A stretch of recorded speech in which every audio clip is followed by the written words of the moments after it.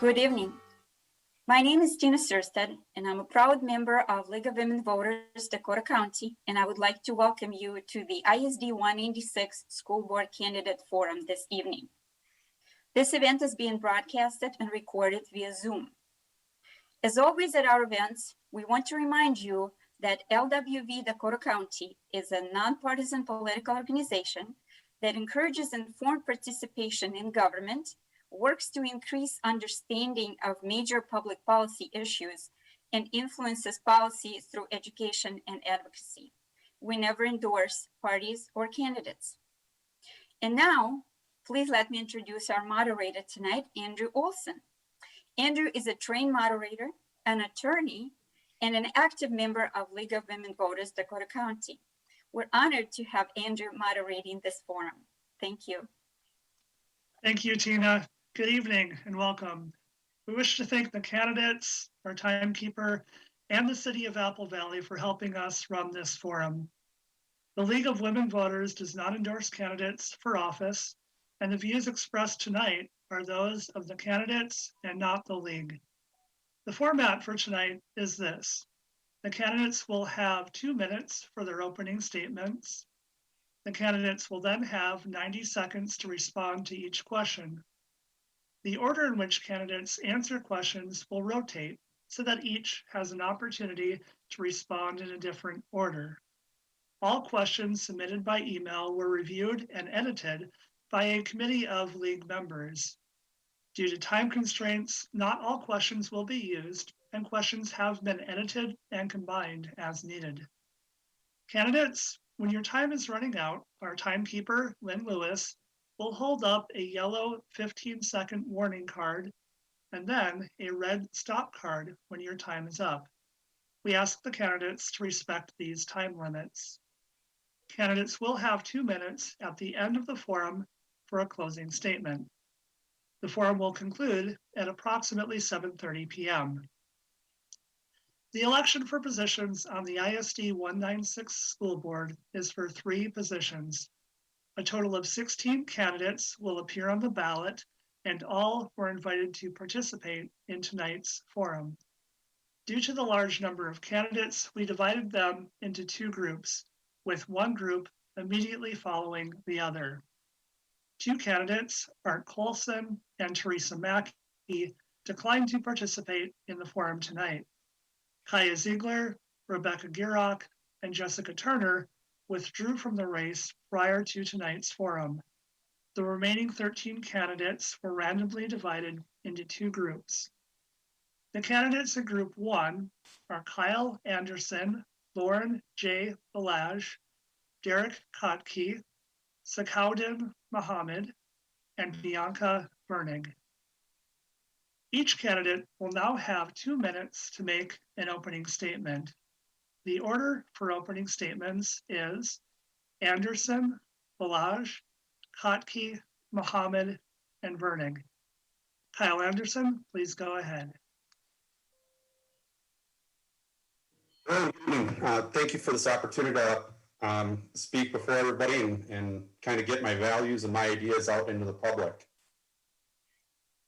As a resident of Rosemount for over 30 years and being a high school graduate and a District 196 graduate myself, I know the strength and the stability of what 196 used to be. It has slowly been deteriorated over years and decades of poor leadership by the school board members. The influences from outside leaders, such as the teachers union, is causing quite a rift in a separation between the transparency that is allowed between students, teachers, and parents combined.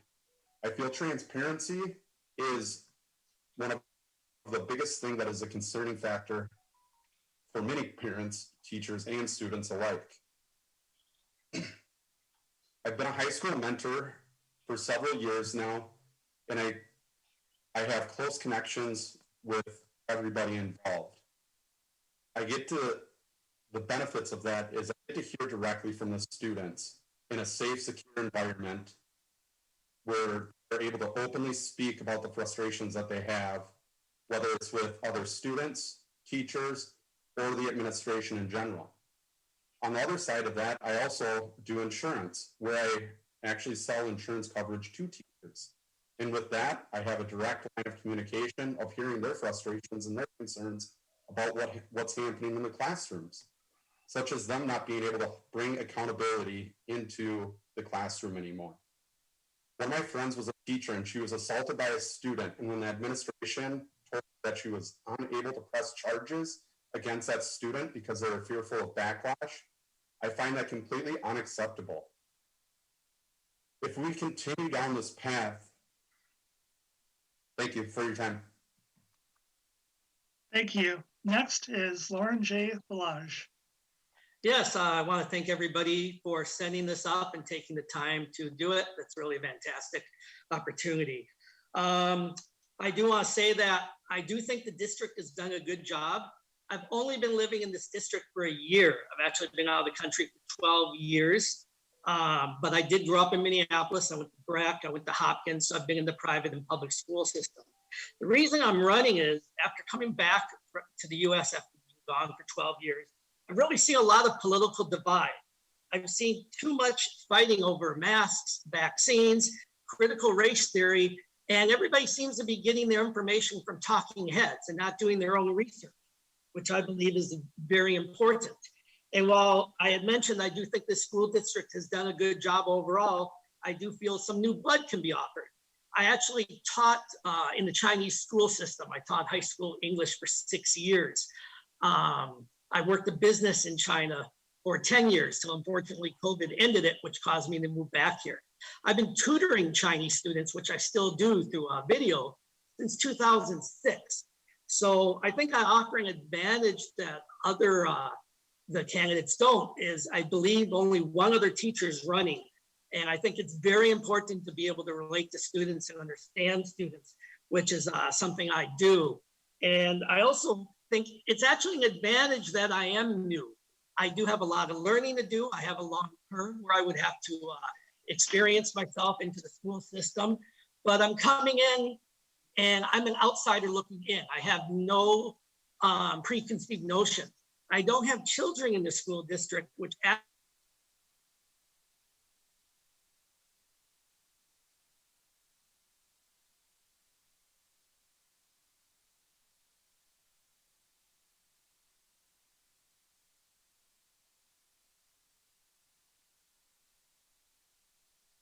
over the time that I'm elected.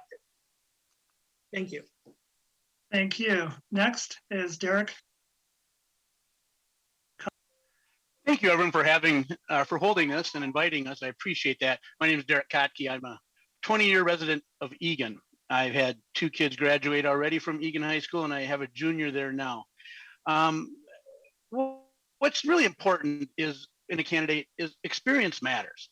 And my background, spent 6 years in the military, and where that leads is teamwork, how to work together and accomplish a goal.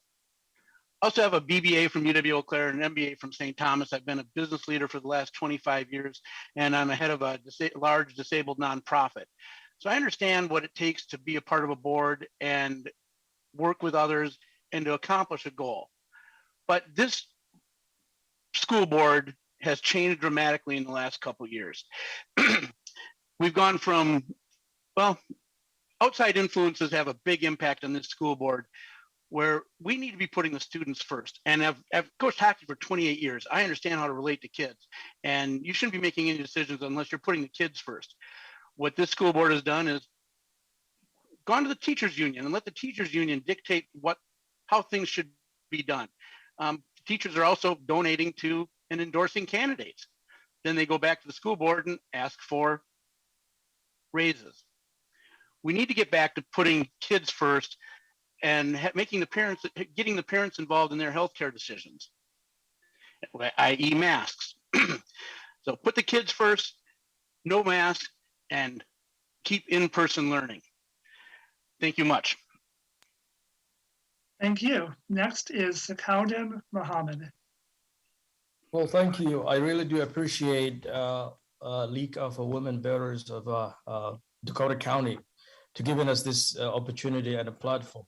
My name is Sakawdin Mohamed. I am a husband, father, and 11 years resident of Eagan. I came to Eagan from Fargo, North Dakota as a refugee about 26 years ago, escaping from persecution from Somalia as an unaccompanied minor. I served on the Fargo Public Schools District Diversity Advisory Council and the Minnesota Commission on National Community Service, called Serve Minnesota. My wife and I have 6 children, all in the District 196 students and future students. And I have one recent graduate who's in college from Eagan High School. So my background, I have a background in public service, financial management, and leadership on issues of diversity and equity. I have an undergraduate degree in economics and sociology and 2 master's degrees from Minnesota State University, Mankato, as well as the University of Minnesota Humphrey School of Public Affairs. I'm an undergraduate of North Dakota State University. So I'm seeking school board service, as I like to call it, because I'm passionate about public education and deeply care about the future of our kids. I have a track record of a public service and getting work done. I come from disadvantaged background and offer a unique perspective on how we can confront and overcome the challenges underserved communities face. As a fellow parent, I will make sure our voices are heard in this challenging time. I'll be a voice for our teachers so that they can become a voice for our students. I will be a unique voice of reason, balance, and understanding that bring unity and fresh ideas that our district needs in this challenging time. I thank you very much. Thank you. And next is Bianca Virnig. Hello, and thank you to the League of Women Voters for hosting this forum. I'm currently out of town at a conference for work, so I appreciate the unique nature of tonight's venue. My name is Bianca Virnig. I previously ran for school board in 2017. At the time, there was only 1 woman on the board and only 1 parent of school-age children. Since then, the demographics on the board have not changed much, but my relevant experience and ability to contribute have grown immensely. I am a parent of 3 school-age children. I have a 6th grader at Blackhawk and a 4th grader and new kindergartner at Deerwood. I am the PTO president at Deerwood Elementary, and I've served 4 years on the district's Budget Advisory Council. I was also a member of the district's COVID Incident Command Team. My professional background is in occupational health and safety, and I have worked for a variety of state and local government entities. A couple of years ago, I began working for Metro XU, an educational services cooperative, as the facilities and environmental health and safety specialist. In this position, I work with a variety of metro area schools. I will bring my passion for education and the health of our community and all that I have learned over the last 4 years to the board. As a board member, I will work to address the achievement and opportunity gap, ensuring safe, inclusive environments for all students, and continued support of strong fiscal responsibility. Over the last 1.5 years, I have been on redeployment as the regional COVID coordinator for metro area schools. This work has given me a unique and intimate look into some of the inner workings of our district and others throughout the metro. And I know we can do better. I believe we all want a quality education for our students in a safe, inclusive, and welcoming environment. And I want to ensure that our staff have the resources to fulfill that mission. Thank you. Thank you. Now we will proceed to questions. Candidates, you will have 90 seconds to respond to each question. The order for the first question is Mohamed, Virnig, Balazs, Kottke, and Anderson. The first question is, how long have you lived in this school district? If you have children, do they attend or did they attend the district schools? If not, why not? If you don't have children, would you recommend the district's schools to friends and family? And why or why not? Sakawdin Mohamed, please go ahead.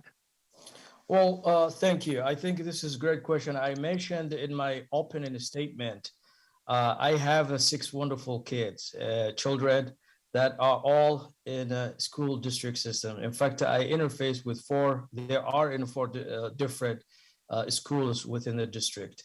When I first moved here, my wife and I were looking at place to move in after we accepted a job.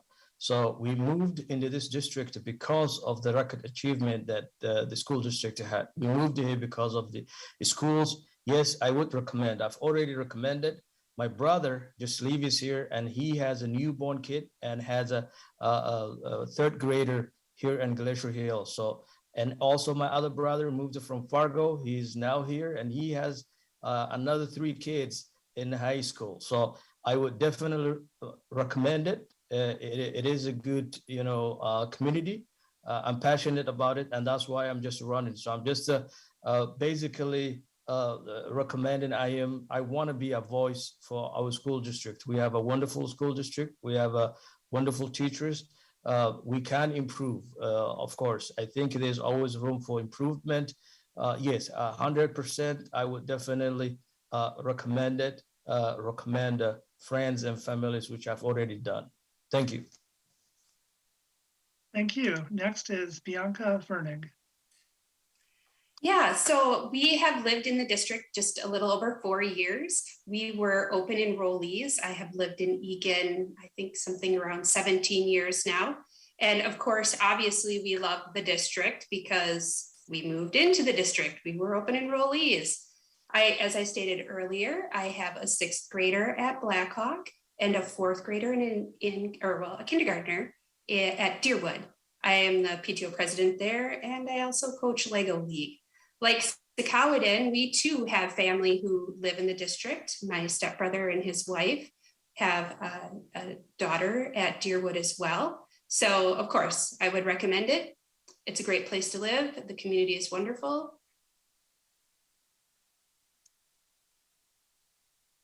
Thank you. Next is Loren Jay Balazs.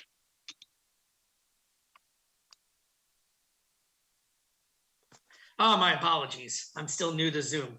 Yes, again, I've only lived in this district for a year. But I went to school at Breck and in the Hopkins school system. The reason I decided to move back here after 12 years out of the country is, one, being from Minnesota, because I know the Apple Valley Eagan area is a very desirable area to live. Matter of fact, my best friend lives in Eagan. His daughter graduated from Eastview. And while I haven't really had a chance to blend myself into the community because of COVID and everything that's been going on the last year, I did do research on the district because I wanted to know what was I getting into in this district. After meeting with the superintendent, I was very impressed. Meeting with many of the teachers, I was very impressed. Looking at the numbers, for instance, 2019, 91.2% graduation rate. 2020, an 88.75 graduation rate. Obviously, possibly because of COVID going down. The state's 2020 is only 83.8. So obviously the district has done really, very well. 2019, 88 to 94% of the students feel safe. This is higher than the state average. So one would ask, why would I want to run if everything's so good? Because there are numbers, there are situations in the district that I've found that could still be improved. And again, I believe I'm bringing a unique perspective as somebody who's coming in new and is not beholden to any children here. I'm divorced, no children, and I'd be able to take, oversee all the children as being my responsibility. Thank you. Thank you. Next is Derek Kottke.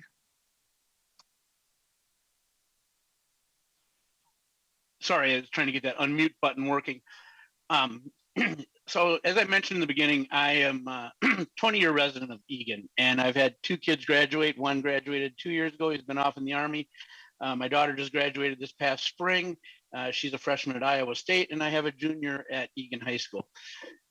The experiences my kids had and we did as parents have been tremendous in the Eagan School District until a year and a half ago. Then everything's changed. Would I recommend Eagan School now? The Eagan schools, there's fantastic teachers. But it's the school board that makes the decisions on how the students are going to go to school. And I would probably, if they were younger, or if he was younger, we would look somewhere else. This needs to change, and that's why I'm running for the school board. Because a year and a half ago, when everything changed, my daughter didn't have a senior year. That was very disappointing to her and her friends.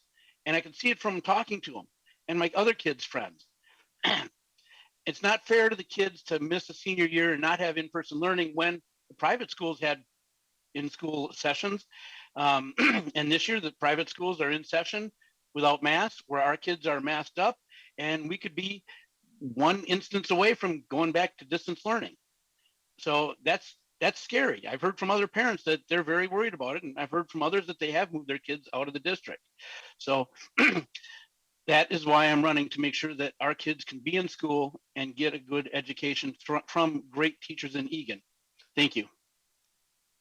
Thank you. Next is Kyle Anderson.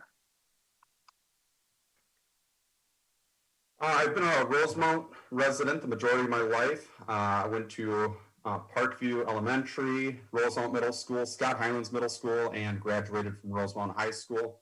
Moved out of the area for about a decade, moved back. I do have a 4-year-old son now. He's turning 5 in October. I'm currently enrolled in a private pre-K program because I am concerned about the direction and the influence of what's happening within schools because of the transparency.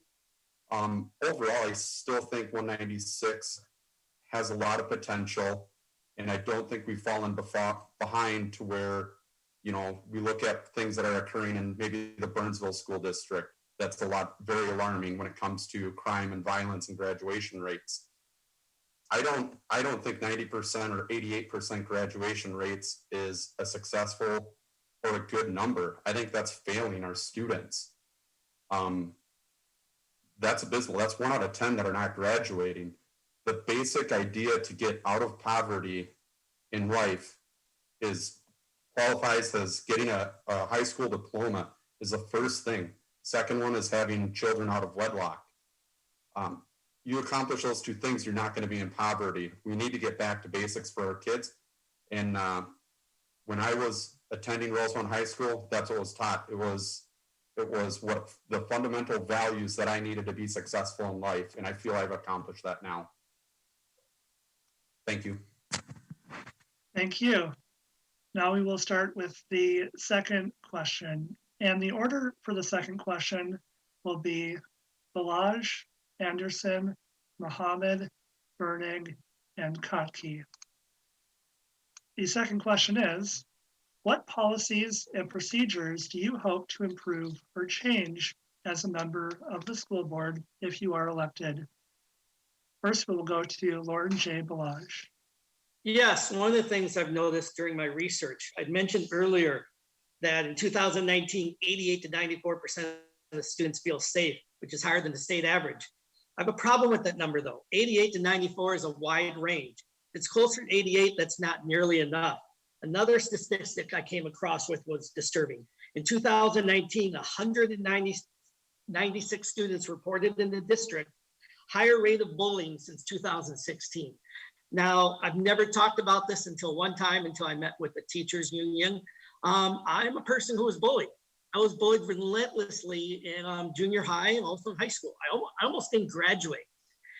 And I think bullying could be one of the reasons we have an academic gap. Minnesota, the progressive state we are, we still have one of the largest academic gaps, not just of students of color, but students of income. While this district is better than the rest of the state, I haven't read anything to find out why is there an academic gap and how does it relate to bullying. I want to take bullying as one of the chief priorities that I want to take care of when I'm on the board. And while I understand there's many other issues that are important, this is an issue that I think is not getting talked about enough, and no one has talked about it yet. And that could be behind one of the reasons we have such a large academic gap. Thank you. Thank you. Next is Kyle Anderson.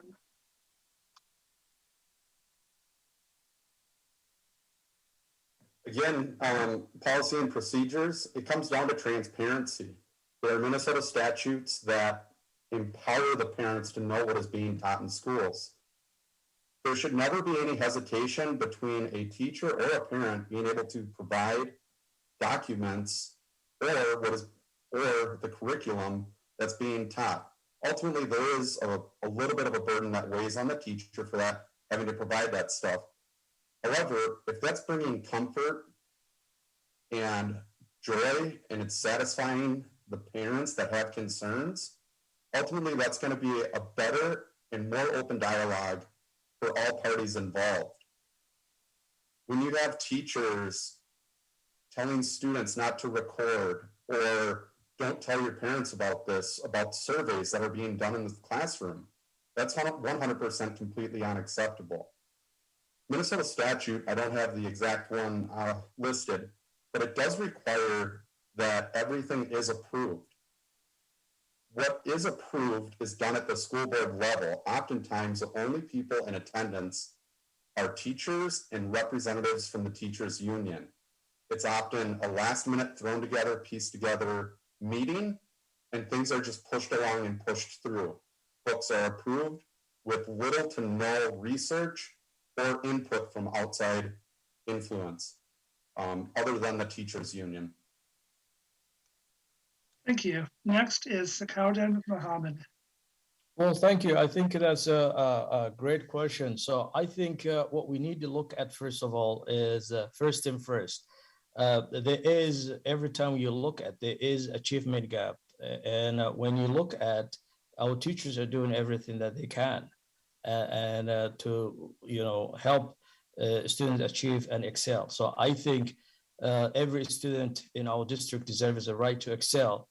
And we must be compelled as a school board member to assure that all the students have an opportunity to achieve. So one of the things that I wanted to sort of address would be to, as a board, we need to commit to develop goals and policies with strong equity lenses. I think we have a quite significant, about 37% students of color. So statewide, that's a 34%.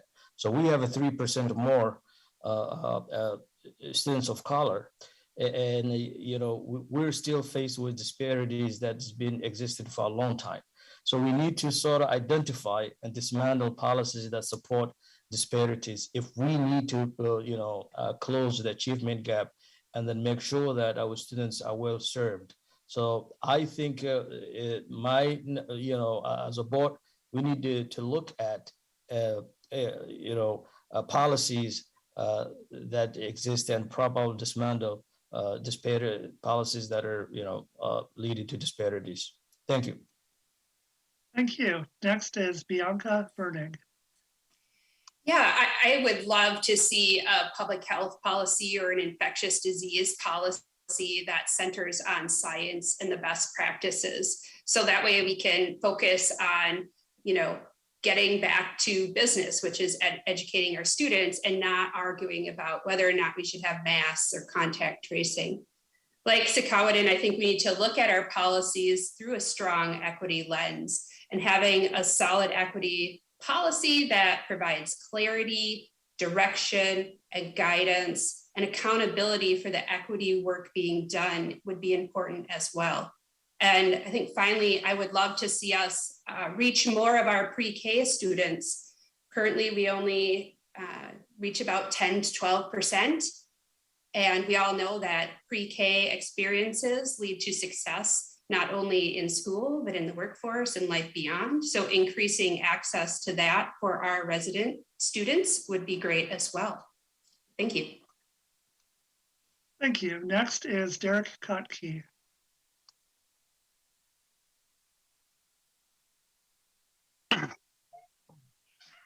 All right, thank you. So our graduation rate is around 90%. Why is that?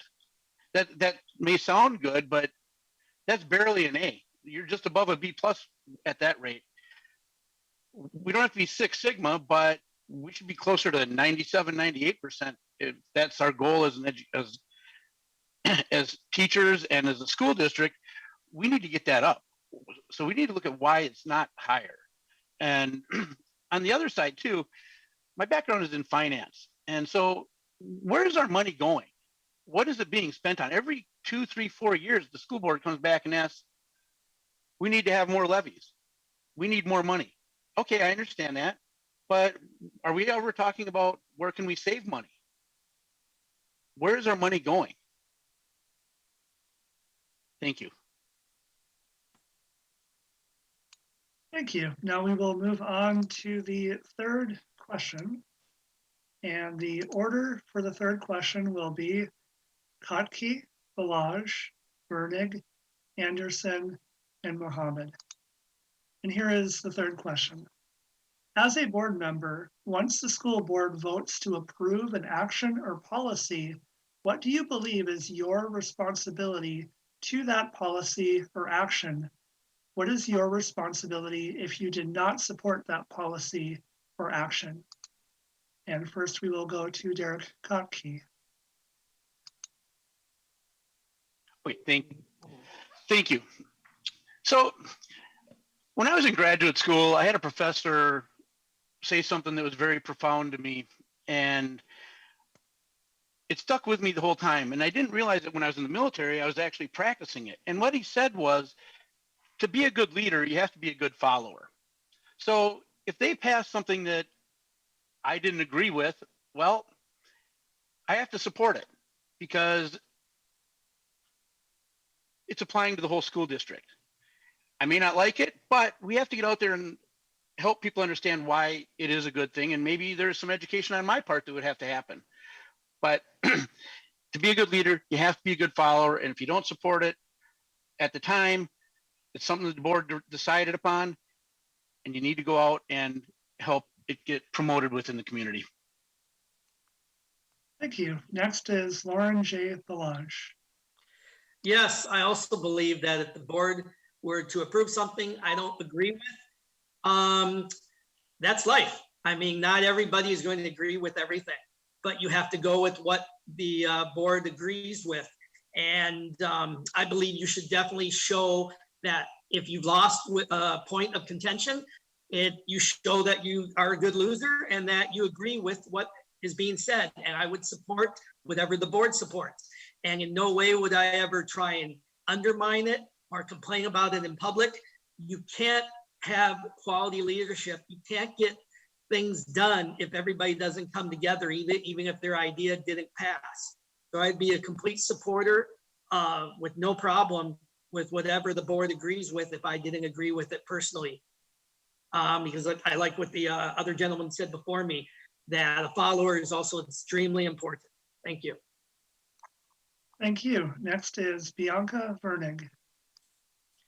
Hey, yeah, the board speaks with one voice, and I think that's really important to understand.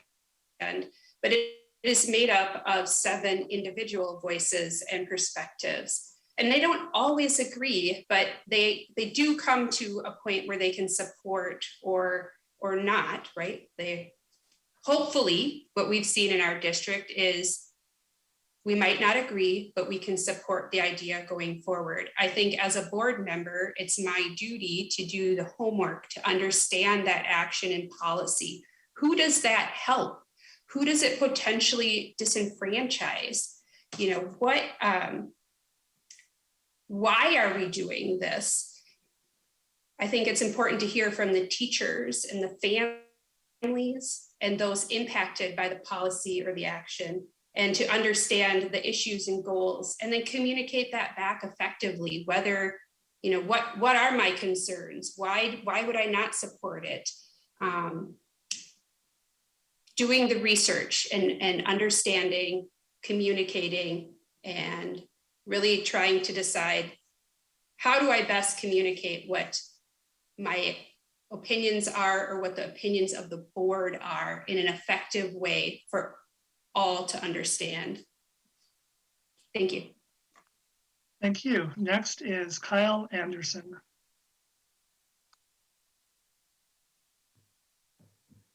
Unfortunately, this comes, this is one of the burdens of leadership, is sometimes you are put in a role that you have to support something that you fully don't get behind. My corporate background, there's been plenty of policies as a manager that I've had to pass down to subordinates and other peers that I am 100% against. But it's very important that as a leader, especially in a community environment, that you're standing behind those group decisions fully. And if you're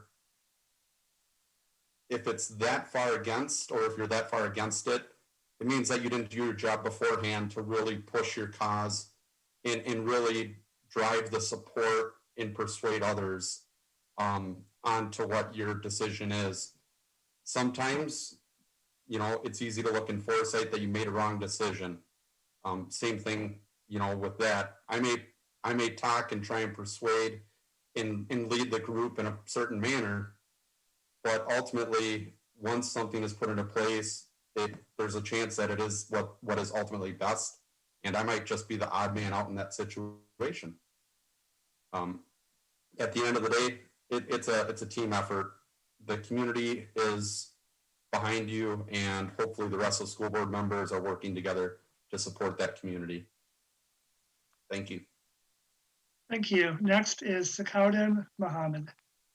Well, thank you. I believe Bianca said it perfectly. I agree with her. So it looks, you know, it's just what matters the most is the goal, the common goal that we have. It is the students, all the students that have to be at the center. So I believe in a value partnership and collaboration. You know, I strongly believe that we cannot solve for the challenges that we face at this time unless we work together to solve our problems. So we need to put in the center, you know, all our students. It is, you know, their future. So if we have, you know, it's just a common goal that we share. So no one can do it alone. So I don't think there is a winner or anything. So you don't have to win an argument. In fact, today, I don't believe about winning an argument. There's no argument. I mean, this is our kids' future. So, you know, if we are true to what we say and want to have a better outcome for all our students, then it is imperative that we work together, no matter what our difference or opinions or goals on any specific topic or action is. So it is a question of implementation.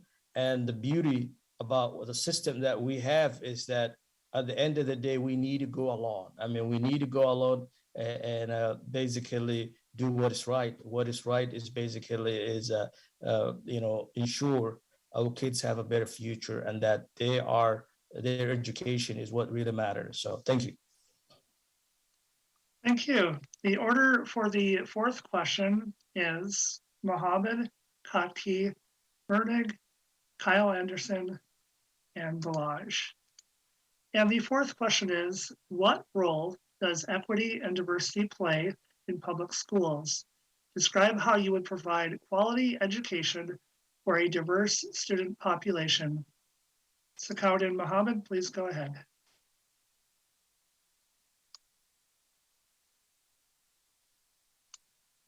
Mr. Mohamed, I believe you may be on mute.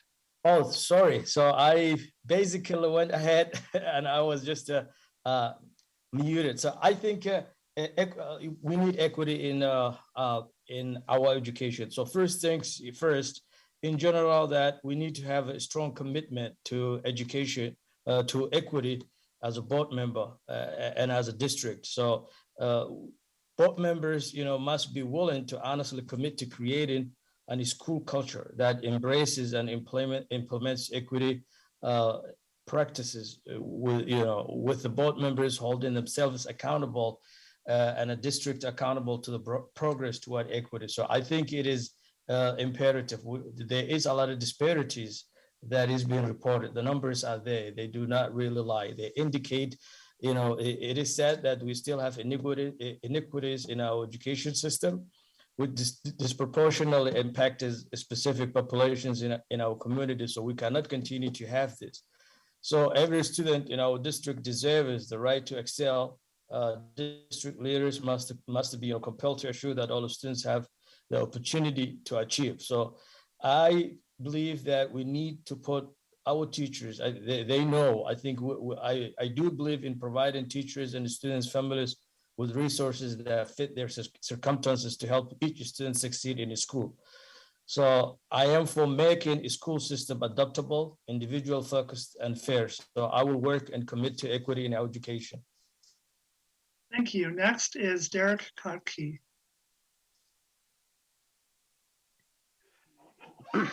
So America is a huge melting pot. Trickle it down to Minnesota, it's a melting pot.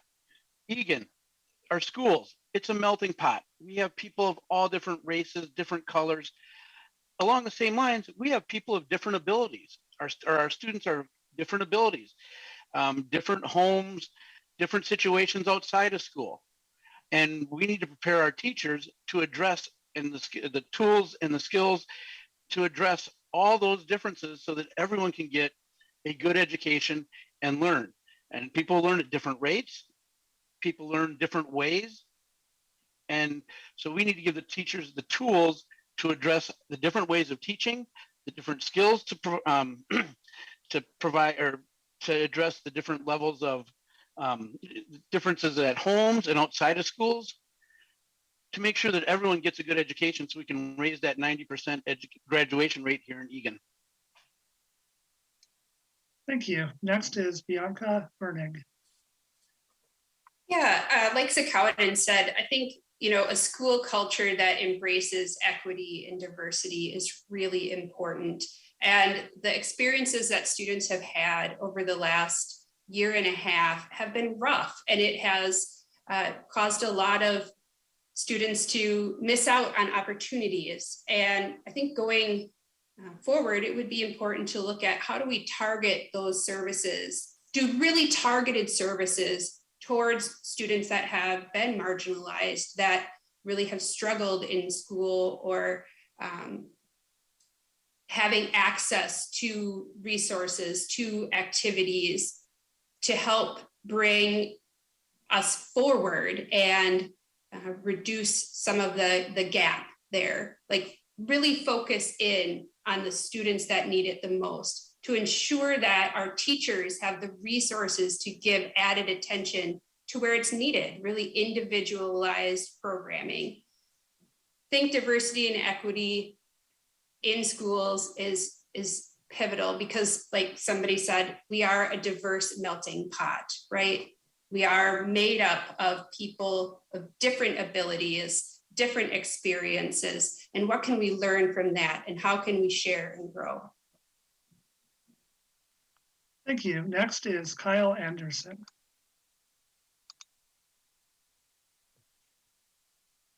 Equity is possibly one of the most understood complexities within the education system. Everybody believes that that needs to fully replace equality. We need to learn the definition of what those two words. Equality is giving everybody the same resources so that they can achieve their full potential with those resources. Equity is fair to a certain point. However, when we start tipping the scales in favor of one or another gender, race, age, whatever it may be, such as Asian Americans needing to actually have a higher test score to qualify for grants and scholarships at a college level, that's what they mean by equity. I don't think that part of it carries any weight in the public school system. However, with the melting pot that we do have, I think it's very important for teachers to have the tools readily available to bend and flex their teaching style to best accommodate each individual student. Thank you. Thank you. Next is Loren Jay Balazs. Yes, the 10 years that I had a business in China, it was a retail business that dealt mainly with the foreign population. I got to know people from all over the world. I experienced cultures from all over the world. I've actually been to 39 countries. I'd like to think that I could bring this perspective to the board to be very open-minded. And also working with Chinese students that I did in the school for 6 years taught me a very interesting perspective, seeing the good and the bad of the Chinese school system, being able to bring the good to our school systems here. Personally, I don't see a large problem in our school system, but I would be the one who would want to work with many of the students from other cultures, making sure they're being respected, making sure they're being heard, and making sure their special needs, that their culture brings about for them is being met by the school. They're not falling behind. I believe I offer the best perspective and ability to be able to work with children in all the schools in our district to make sure that they're all getting the focus that they need. And a lot of this, I believe, is giving the power to the teachers who are right there seeing it for themselves and making sure the teachers are being taught properly to respect the different cultures. Thank you.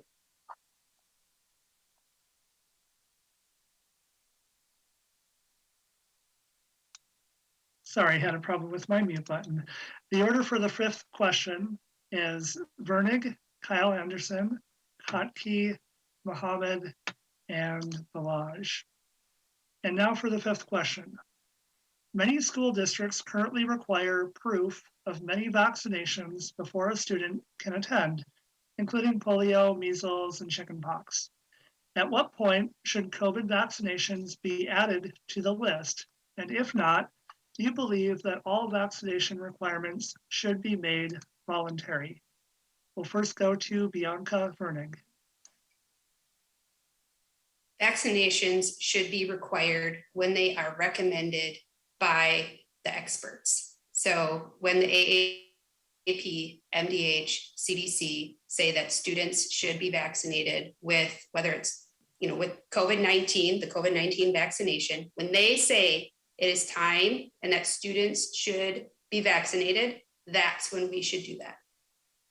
Leave it up to the experts. Thank you. Next, we will go to Kyle Anderson.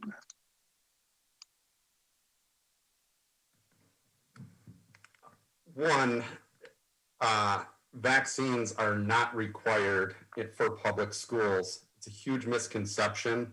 There are many exceptions. And frankly, a school district should have zero input of what is required for something to go into somebody else's body. A parent knows what is best for their student, and that is the only responsible party for that child. Students are not at risk for COVID. If we're going to say trust to the science, then we're going to ignore every data set that is provided by the Minnesota Department of Health. Students are not at risk for it. Full stop. There's been 3 fatalities in Minnesota between the ages of 0 and 24. And nobody can provide info if that is with COVID or from COVID. Thank you. Thank you. Next is Derek Kottke.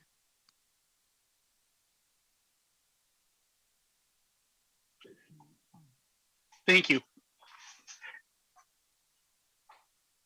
The COVID vaccine should not be a required vaccine. It is too early to tell. There have been, as I won't repeat what Kyle says because I agree with Kyle and what Kyle said is accurate. Everyone says trust the science, but they only want to trust the science from the side that they agree with, when there's a completely different side. And with a lot of data points proving or saying that there are some dangers out there. Healthcare decisions should be left up to the parents. Healthcare decisions, well, vaccines, masks, should not be required or mandated. It should be by consent. Without consent, we have tyranny. Right now, we have tyranny because our kids are being forced to wear masks. The other vaccines that are mentioned, they've been around for 70, 80, 100 plus years. We know they're safe. The vaccine, taking a vaccine and new products to market is a 5+ year process. We don't know what the long-term effects are, and we should not be putting that into our kids. So no, the COVID vaccine should not be a mandatory vaccine. Thank you. Thank you. Next is Sakawdin Mohamed. Well, thank you. I would 100% agree with Bianca Virnig. She said it right. We need to follow the guidelines of our health experts and public health officials. This is a public health issues. Mostly there is guidelines that we all need to follow. For me, my highest priority as a father and as a manager has always been the safety of our children and the staff that report to me. So I will continue to do whatever it takes to make us all safe and feel protected. I think it is, I believe learning happens at best in the classroom. Our students lost so many hours of in-person learning since this onset of the COVID. So we need to do whatever we can do to get them back at schools and learn while keeping them safe and protected from the COVID. So we cannot risk any more disruption to the education, which might have a long-term impact. So I think, we have few options available to us, despite all the advancements that we made in science. So we get to do, and we get to work to what we have. The tools that's in front of us to literally beat this pandemic is sort of limited to, vaccines, masks, you name it, social distancing. So I believe a parent choice, and we have choices. Our choices are basically A, vaccine, B, mask, social distancing, ventilation, and all of the above. So I think there are choices, and we need to do whatever it takes to protect our kids and staff. Thank you. Thank you. Next is Loren Jay Balazs. Okay, totally. I am one who believes in science. Can you imagine where we'd be if when polio broke out, all of a sudden you had a large percentage of people that decide they're never going to vaccinate their children? There's basically no polio, even though it does exist in the world, because we had rational thinking. When the polio vaccine came out, some of the early vaccines did cause trouble, but the correct vaccine finally solved the problem. COVID is going to be no different. It's here forever. There's going to be more mutant variations. And the person who said it doesn't harm children obviously has not been reading what's going on around the whole world, not just in this state. And also, obviously, the vaccine, COVID vaccines, all vaccines should never be given to children until it's been proven safe and that it's required, safe and effective for children. Also, to say what's a vaccine going to do in 5 years, that's not how vaccines work. Vaccines, we usually will find out what vaccines will do to us within a year. And we've had the vaccines now for over a year. They've been tested for a long time now. There's no surprise on what's going to happen in 5 years. In regards to masks, I don't understand why we have some people saying my children shouldn't wear a mask. In China, children have been wearing masks for a year now, and they haven't been affected negatively because of this. And also, I strongly believe that the person who is against giving vaccines must remember that he even had to have the smallpox vaccine when he enlisted into the armed forces. They were given many more vaccines than I would even want to take. Thank you. Thank you. We'll now move on to the sixth question, and the order will be Anderson, Balazs, Kottke, Mohamed, and Virnig. We will stay on a similar topic. The sixth question is, do you support a mask mandate in district facilities? First, we go to Kyle Anderson. 100% opposed. Each individual is able to weigh the risks of masking or not masking. I personally have not worn a mask anywhere I've gone in over a year now. I worked in critical environments. I went and worked on the weekends at a grocery store because everything was shut down. I was constantly exposed. I had COVID in March. There's nothing else to it.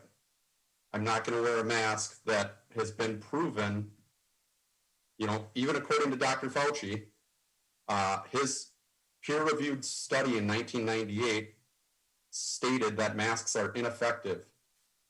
This dates back to the plague of 1918 as well. Believe it or not, if you pull up old news clippings, you can use Google or some other search engine for that. You can see protests of masks versus unmasked back then. Clearly, that was a different virus. This one is not harming healthy individuals. Obesity is the #1 factor caused in, connected to 86% of the fatalities with COVID. And not to mention, you start to factor in other comorbidities with that. So no, masks should be voluntary and by choice. Thank you. Next is Loren Jay Balazs. Yes, again, I believe we should have a mask mandate. First of all, to say masks don't make a difference, there are plenty of studies. If I had the time, I could quote you plenty of Japanese, Korean, Hong Kong studies in the last year that have shown how masks have actually helped cut COVID, was why you have a lot of the Asian countries not having the breakouts that we've had because of there's social distancing of mask use in democratic countries like Taiwan, Japan, South Korea. To say that children can't catch COVID is also missing another point. Children can spread COVID. They can spread it to the teacher. They can spread it to other people. To say, I don't want my kid to wear a mask is completely selfish. Can you imagine World War II if they said, well, you know what? I'm not going to go into the draft. You know what? I have my choice. I think of COVID as like a war, and COVID is the enemy. And sometimes we have to work together and give up some of the short freedoms we have. Wearing a mask is like going into the draft during the war. We may not want to do it. Some people will say, I'm not going to, but we all need to do it to help everybody come together and defeat this. And the selfishness of not wearing a mask and thinking that this is no important disease is what's causing our country worse and worse trouble with the Delta variant. Thank you. Next is Derek Kottke. Thank you. My name is Derek Kottke. I'm not just that guy, Loren. So masks, plain and simple, no, it's parents' choice. I was at a Vikings game on Sunday with 70,000, 65,000 other people. No one was wearing masks. I was at a Guns N' Roses concert on Thursday night, 18-some thousand people. No one was wearing a mask. But we come here and we say, kids, mask up. This should be the parents' choice. People, they want to wear masks. They want kids to wear masks so that they feel better and feel more comfortable. This is a parent's choice for their kids. When we look at 80,000 people, 70,000 people at a Vikings game, yet we come here and say, no, you kids should go to school and be masked. We got private schools where no one's wearing a mask right now. But why is COVID so smart that it's only going to attack the public schools? No, parents' choice. We've got people coming through the Mexican border, not wearing masks. But here we are saying our kids in Eagan, Minnesota should be wearing a mask. No, no mask, parents' choice. Thank you. Next is Sakawdin Mohamed. Well, thank you. I think I said it before. We need to balance science with common sense. We definitely need to do whatever we can to protect our kids so that they are not losing a lot of in-person learning. So one thing is that CDC, which is the leading nation's, prevention entity, basically says, has a report that schools without in-school mask requirements were 3.5 times more likely to have a COVID outbreak than the schools with any school mask requirement. So I think we need to follow the experts. We need to follow the public health officials. I think this is also a matter of respect and accommodation. We have been accommodated one way or another. When I broke my foot, I've been accommodated by my employer not to make me stand for long hours. So this is just out of a due respect for teachers and students who may or may not have, some underlying medical conditions. I think we need to accommodate them. It's about all of us. I think I support following the guidelines provided by the experts. Throughout this pandemic, we have learned that the most common way the COVID to spread is when infected person coughs and sneezes and talks. Because this, CDC recommends wearing a closed face covering mask. There's been a lot of study done. So I think that the only way to stop it, the spread, is a face mask. Thank you. Thank you. Next is Bianca Virnig. Yeah, so the key, I think everybody here would agree that in-person learning is important. And masking is just one form of a mitigation strategy to help prevent the spread of COVID-19. As a parent of a kindergartner, I can tell you a mask helps because he can't pick his nose and eat it, right? Because he's got a mask in the way. We have done in our district an excellent job of addressing the engineering controls, right? Ventilation, they've done a lot of work on that.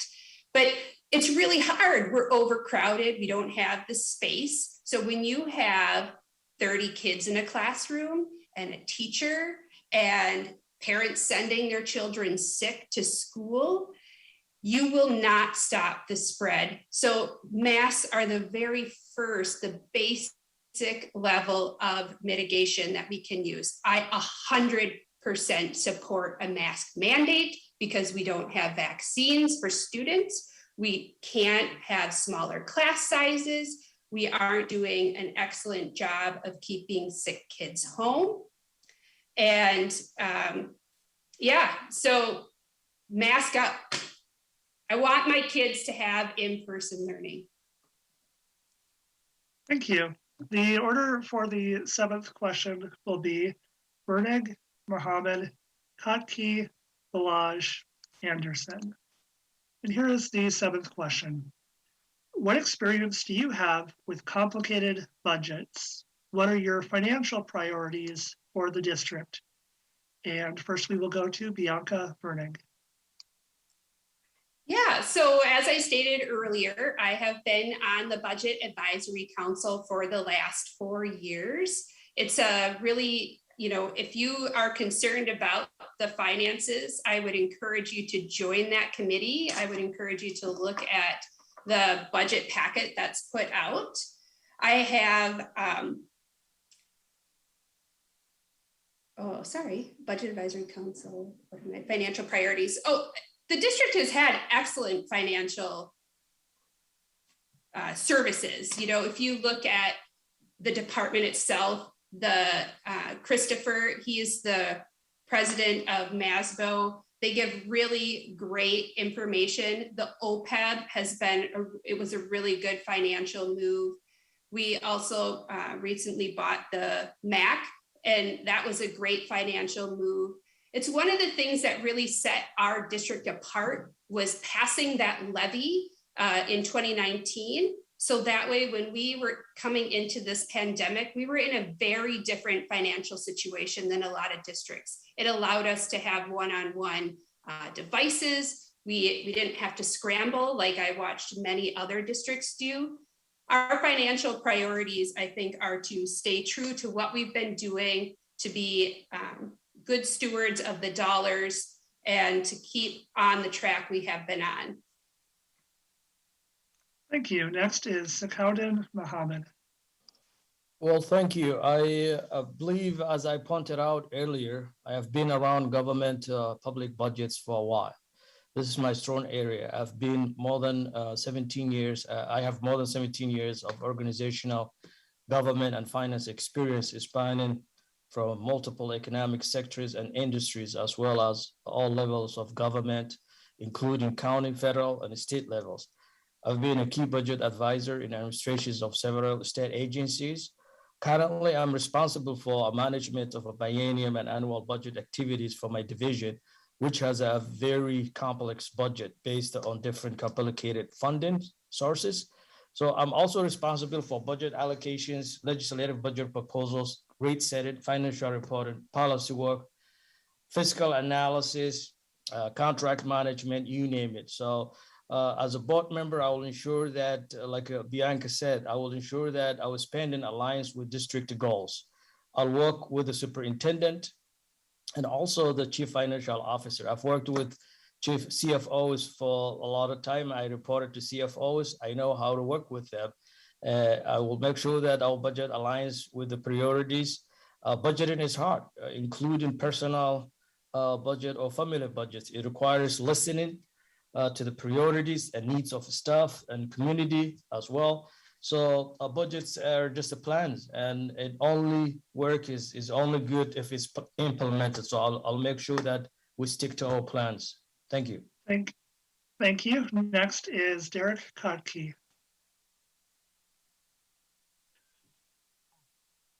Thank you. So as I mentioned earlier, my background in education is in finance. I also work with budgets constantly in business and as a president of a large veteran nonprofit. So I understand budgets. School board budgets are also very complicated. But what I want to understand about the budgets and what I want to look for is first of all, I want to make sure we have money for extracurricular activities. Not just sports, but for all other activities so that kids can get involved, so they have something to get involved with. Or activities, whether it's sports or theater or music, clubs, etc., are very important for getting kids involved and it enhances life for them. I also want to understand, we're always looking to spend money. Where are we going to look at to save money? Where can we reduce some of our costs and shift it to where it can be used for kids? Thank you. Thank you. Next, we will go to Loren Jay Balazs.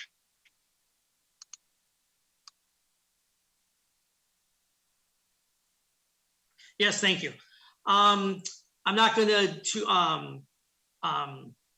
beat around the bush. I'm the least experienced person when it comes to this subject. I did deal with a 10-year business in China. I had to write a business plan. I dealt with the budget of 5 stores and also with our distribution business, but nothing comes close to the kind of budget, obviously, the school district has. It would be a learning curve for me. And I'm the person who's willing to learn, take the time to learn and understand it. I did look at the numbers of how the budget system works out, and it can be overwhelming to somebody who's new to this, which I'm not afraid to admit. But all I can promise is I do my best to learn what needs to be done, listen to other people on the board that are obviously more experienced, and do my best to, if I find something that shouldn't be budgeted or there's something wrong with the budget, not be afraid to speak out. Thank you. Thank you. Next is Kyle Anderson. When it comes to complicated budgets, you know, I've got a pretty broad background. I'm in the banking world now. You know, that's my career, is I look at numbers and exceptions, look for red flags, identify them, and work through them. My previous jobs, I ran kitchens. I was a general manager of a grocery store that, you know, did over $3 million in sales a month. And with that, I'm having to look at labor expenses, maintenance expenses, top to bottom. Everything was on my shoulders as a general manager. It's, for me, when I'm identifying a budget, you look at what the needs and the wants are. You need to find a balance between the two. Faculty expenses and facility expenses are obviously number 1 and 2. You need to make sure that you're keeping up on on the facilities so that you're not having to put more money in down the way.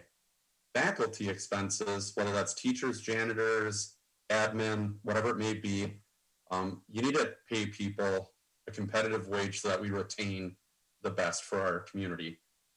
The other thing is, if you're looking at spending money, you also need to look at where you can make cuts. Times and needs change over time, and you need to go back and revisit. All because something was allocated X amount of money years ago doesn't mean that it still requires it. Thank you. Thank you. And questions, candidates, we have time for one more question this evening before we turn to closing statements. The order for the 8th question is Mohamed, Virnig, Balazs, Anderson, Kottke. And here is the 8th question. What are 2 or 3 strengths of which this district can be proud and why? And I'm sorry, first we will go to Sakawdin Mohamed. I think I said it before that our school district is a high achieving district. I think that's number 1. And then we have a wonderful teachers. I mean, that's our greatest asset. We have a tremendous, qualified teachers. They're doing whatever they can and handling, especially past the 18 months, they have done a wonderful job. I really become very passionate and then admire. I've always admired teachers, and I'm offspring of a teacher. My mother was a teacher, so I feel like I appreciate more on our teachers. So they are our best asset. We need to care for them. We need to care for them so that they can take care of our students. This is really important to me because as economics, I like formulas. The formulas basically is that they have a positive relation. Is when you input in one side, you will see the outcome on the other side. It has an impact into it. So I appreciate our teachers. I think that's one of the greatest assets. And we have a record outstanding achievement. So thanks to our collective efforts of our students, teachers, and parents, and also leaders. So I will continue to work hard for our district in maintaining and continuing this achievement.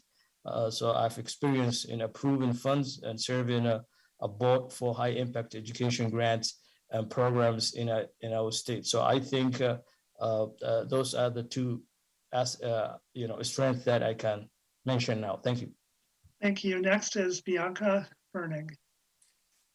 Yeah, like Sakawdin said, we are a high achieving district. We are a district of choice. And I think some of that really stems from the staff that we have.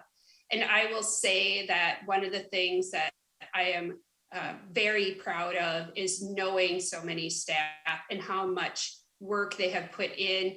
I think one thing that sets us apart is our nursing staff, that we have a nurse in every building. And I will tell you that they have worked tirelessly over the last year and a half, that our teachers who were flexible and willing to bend and move to an online learning platform, not really knowing up until a couple of weeks before the school started last year, are amazing. I think our staff is one of the things that we should be most proud of.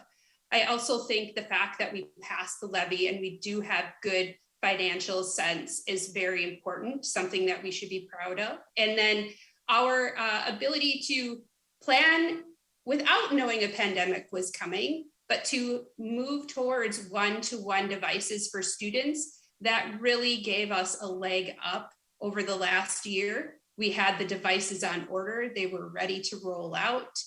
Not all schools had access to that. So I think there's a lot of things to be proud of. Can we do better? Yes, but we do have a lot of wins in our book. Thank you. Thank you. Next is Loren Jay Balazs. Yes, with the research I've done on the district, I was really impressed to find the awards that Eastview High School has received, the awards that Rosemont has received. When talking with Superintendent Krieger, I was really impressed with her. It seems the school board did an excellent job finding a superintendent that really is open-minded, willing to listen, and really, she understands what needs to be done in the district. And while maybe the graduation rate, some people might think is still too low, the fact that it's higher than the state average obviously tells you the district is doing something right. And I was impressed when I did my research. I found what was called the AVID program, the Advancement via Individual Determination, for students that are kind of stuck in the academic middle to help bring that up. I found a lot of good programs this district is doing from my research. So if I did have a child, this would definitely be a district that I would be happy to have them in. Thank you. Thank you.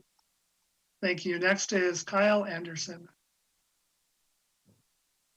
Being a Rosemont High School graduate, one thing that I think we can be really proud about is the community connection and the core values placed.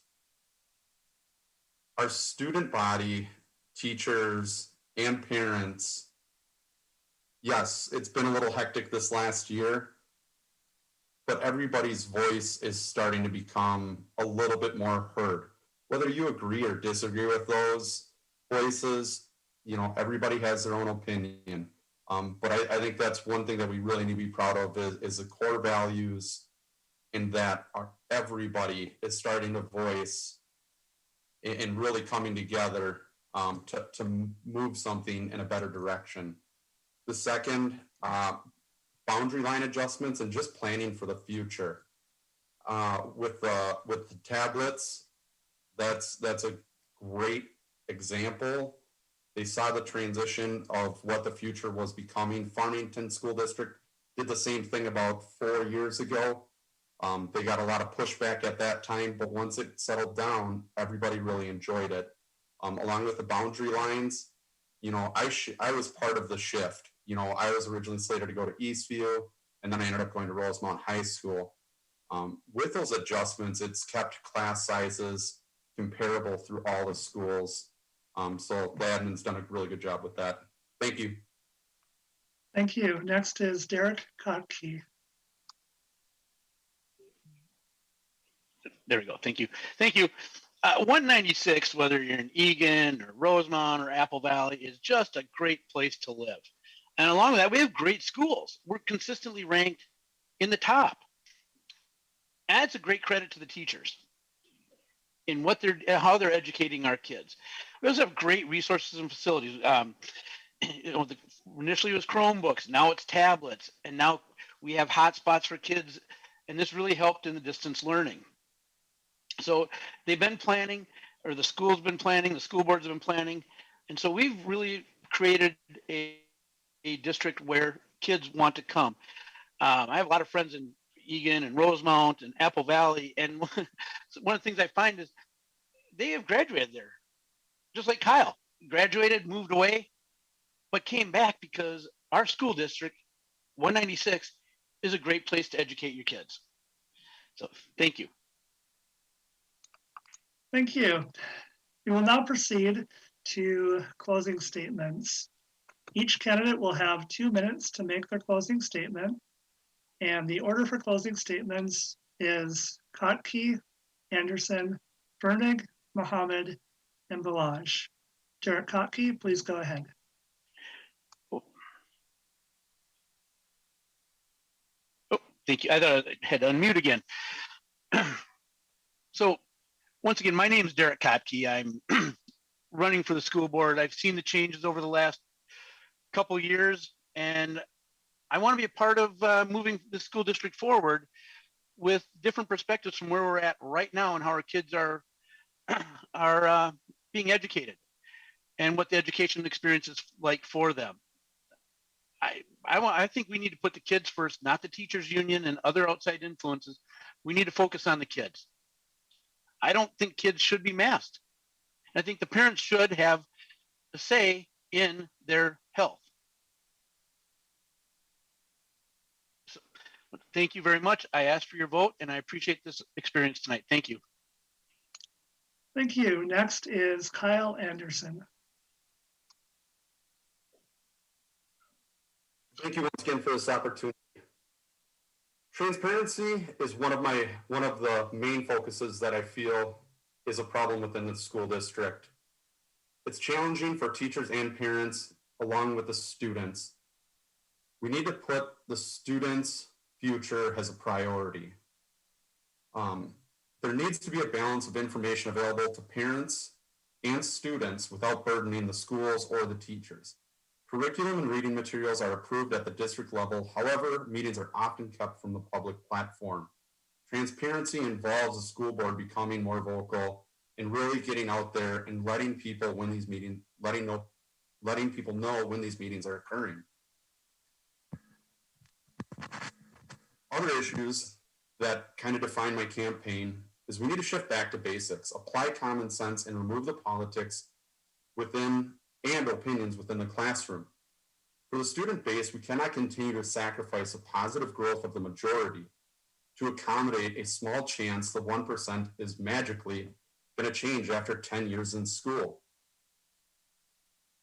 Teachers and admins need to have the power and get some control back within the schools in order to, one, accommodate those troubled students, and two, separate them if needed. I love my community, and I really look forward, hopefully winning a seat on the school board. I love my community, and the future is counting on us. Let's protect it together by elevating our expectations for education. Thank you. Thank you. Next is Bianca Virnig. Again, I'd like to thank the League of Women Voters for hosting this forum and recognize all of the candidates who filed to run. It is not an easy time to lead in a school district.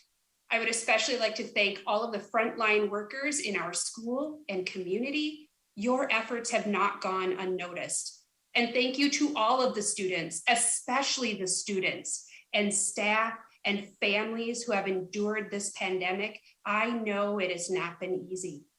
I look forward to working with all stakeholders to strengthen our district and our community. I will work hard to ensure that issues and concerns are brought to the table, that we capitalize on state and federal resources to support our educators, that we amplify the voices and concerns of our most vulnerable and marginalized students, and that we shift from being reactive to proactive in addressing issues facing our schools.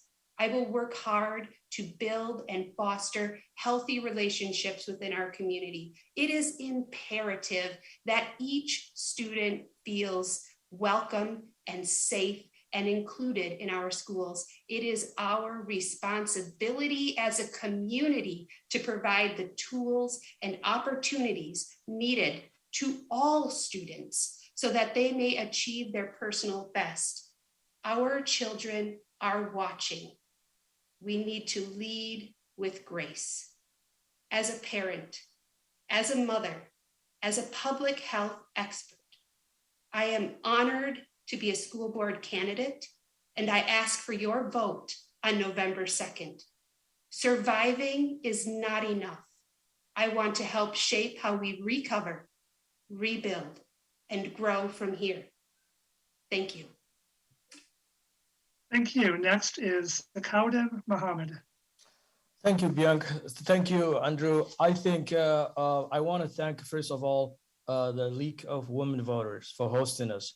As I've said, I value education. I'm a product of a public education system. I am someone who can be trusted to get the work done. I came in this country as a refugee, as a young man with nothing but a dream.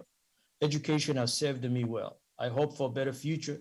I was hoping better future and inspired me to seek a school board service and bring fresh perspective as a parent, as a new American.